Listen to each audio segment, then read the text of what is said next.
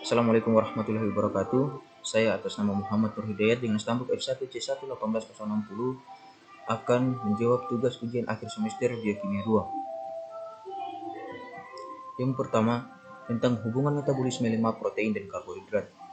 Hubungan metabolisme karbohidrat, lemak, dan protein akan bertemu pada jalur siklus Krebs. Terlebih dahulu, ketiga komponen tersebut akan diubah menjadi molekul yang sederhana. Karbohidrat akan dipecah menjadi glukosa, protein akan dipecah menjadi asam amino, dan lemak akan dipecah menjadi asam lemak dan gliserol. Asam amino, glukosa, dan asam lemak akan masuk ke jalur respirasi aerob di tahap asetil-CoA, kemudian menuju jalur siklus Krebs. Pada tahap ini akan dihasilkan NADH dan FADH2 yang akan diubah menjadi energi. Protein dan metabolisme protein. Fungsi protein yang pertama sebagai sumber energi, membangun dan memperbaiki jaringan tubuh, membentuk antibodi, dan membentuk enzim dan hormon. Proses pencernaan protein yang pertama mulut. Makanan dalam mulut akan diubah menjadi lebih halus. Lanjutnya lambung. Protein yang telah halus kemudian masuk ke dalam lambung. Lambung yang bersifat asam akan mengaktifkan enzim protease yang akan memecah menjadi asam amino. Lanjutnya usus. Asam amino akan dibawa ke dalam usus, kemudian akan dipecah menjadi asam amino yang lebih kecil dengan bantuan enzim tripsin, chymotrypsin, dan karboksipeptidase. Selanjutnya, asam amino tersebut akan dibawa ke aliran darah. Asam amino digunakan untuk sintetis dalam tubuh. Proses pencernaan asam amino terjadi di dalam organ tubuh. Amonia merupakan zat yang berbahaya bagi tubuh. Amonia merupakan hasil degradasi dari asam amino. Urea bersifat racun sehingga dapat membahayakan tubuh apabila menumpuk dalam tubuh. Tubuh manusia tidak dapat membuang urea dengan cepat sehingga perlu diubah menjadi urea yang bersifat kurang beracun. Ketika asam amino yang dihasilkan berlebih, maka sisanya akan dibuang menjadi amonia. Amonia yang dihasilkan akan dibawa ke siklus urea dan dikeluarkan melalui urin. Replikasi DNA. DNA merupakan makromolekul berupa benang sangat panjang yang berbentuk dari sejumlah besar deoksiribonukleotida yang masing-masing tersusun dari satu basa nitrogen, satu gula deoksiribosa, dan satu gugus fosfat. DNA merupakan suatu senyawa kimia yang penting bagi makhluk hidup. Untaian lambat ialah untaian DNA yang terletak pada sisi yang berseberangan dengan leading strand pada garpu replikasi. Untaian ini disintesis dalam segmen-segmen yang disebut fragmen Okazaki. Leading strand atau untaian utama merupakan untaian yang disintesis oleh DNA polimerase secara kontinu dan sangat cepat. Fragmen Okazaki adalah DNA pendek berbentuk fragmen pada proses replikasi DNA di bagian untaian DNA lambat. Sintesis DNA akan selalu bergerak dengan arah 5 aksen menuju 3 aksen. Proses pemanjangan untai DNA.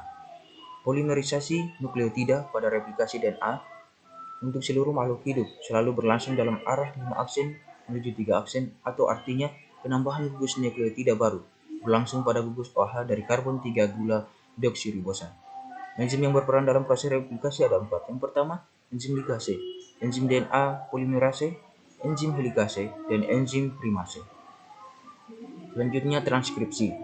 Transkripsi adalah pembuatan RNA, terutama mRNA, dengan menyalin sebagian berkas DNA oleh enzim. RNA polimerase transkripsi merupakan bagian dari rangkaian respirasi genetik. Transkripsi merupakan bagian dari rangkaian ekspresi genetik. Maksudnya, intron adalah urutan nukleotida yang ditemukan dalam gen dan hilang saat penyambungan RNA ketika sebuah molekul RNA matang dihasilkan. Di sisi lain, ekson adalah urutan asam nukleat yang hadir dalam molekul RNA matang. Poli A modifikasi di ujung 3 aksen, JAP modifikasi di ujung 5 aksen. Translasi dalam genetika dan biologi molekular adalah proses penerjemahan urutan nukleotida yang ada pada molekul mRNA menjadi rangkaian asam-asam amino yang menyusun satu polipeptida atau protein. Inisiasi. tRNA inisiator berikatan dengan subunit kecil pada ribosom. Subunit kecil kompleks tRNA berikatan dengan mRNA kemudian bergerak sepanjang sekuen tersebut menuju ke start codon. Subunit besar pada ribosom bergabung pada kompleks yang telah terbentuk. Elongasi. mRNA melewati subunit ribosom. tRNA menghantarkan asam amino ke sisi pengikatan ribosom sesuai dengan sekuen atau urutan pada mRNA. Asam amino berikatan dengan terbentuknya ikatan peptida. Terminasi. Stop kodon bergerak menempatkan diri. Tidak ada tRNA yang membawa antikodon. Faktor rilis berikatan dengan ribosom. mRNA dan polipeptida dilepaskan. mRNA berfungsi sebagai pembawa informasi urutan asam amino. tRNA mensintesis protein dari molekul mRNA dan menerjemahkan sekuensi RNA kodon ke dalam sekuen asam amino, lalu ke dalam protein spesifik. Ribosomal RNA adalah jenis RNA utama yang terlibat dalam pembentukan ribosom bersama dengan protein ribosom, menerjemahkan urutan pengkodean pada molekul mRNA menjadi rantai polipeptida. Pada penerjemahan intenden A, terdapat mRNA yang mengandung 3 basa nitrogen yang disebut kodon. 3 basa nitrogen pertama yaitu dinamakan lisin, selanjutnya leusin, selanjutnya glisin, selanjutnya pirolin, arginin, prolin, dan leusin. Selanjutnya untuk intenden A, 3 basa nitrogen pertama